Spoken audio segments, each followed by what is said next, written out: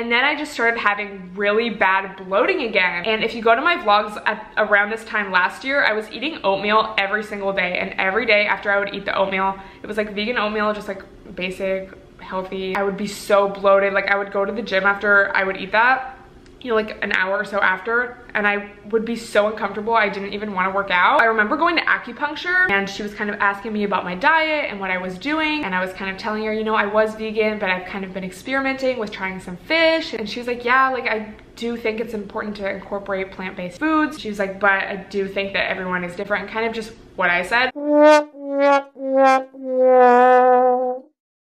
That reassurance and kind of tips and tricks, as well as my parents telling me, like, you know, you are having these issues and you've had them for so long, and also just with working out and stuff, just wanted to make sure that I was good and actually getting enough food and protein, which I know is like shocking. That's just so shocking for me to say. So then I remember eating more like eggs, like whole eggs, more fish. I remember I tried chicken. I was so shook, but I remember just craving it so bad, even with eating salmon and eggs. Yeah, you guys, I ate chicken, and it's like so shocking. Like if you told me I would do this 2-3 years ago, I would have not believed you. But I just felt so much better. I wasn't feeling constantly hungry. I wasn't feeling bloated and just unsatisfied after every meal. My poops got more regular. And this is also around the time that I started noticing more muscle growth, and you guys started noticing it too. People were asking me like, what workouts have you been doing? Like, oh my God, like,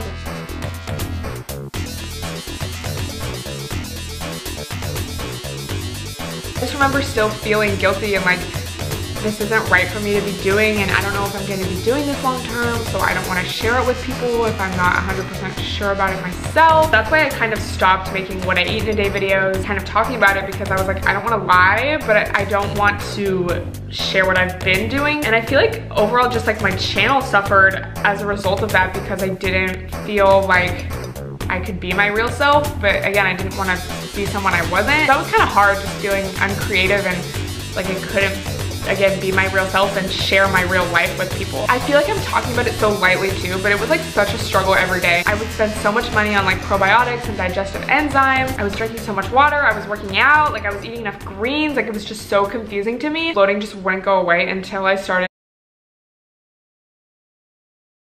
And I feel like overall just like my channel suffered as a result of that, because I didn't feel like I could be my real self. Be my real self. By observing the backlash that other once vegan YouTubers have been getting. A lot of vegans are like, I'm so disappointed in you, you failed. I think you're more of a failure if you just keep going along with something. I'd rather live in my truth and share my real authentic experiences. Be my real self. Be my real self. I do like to discuss these social and political issues.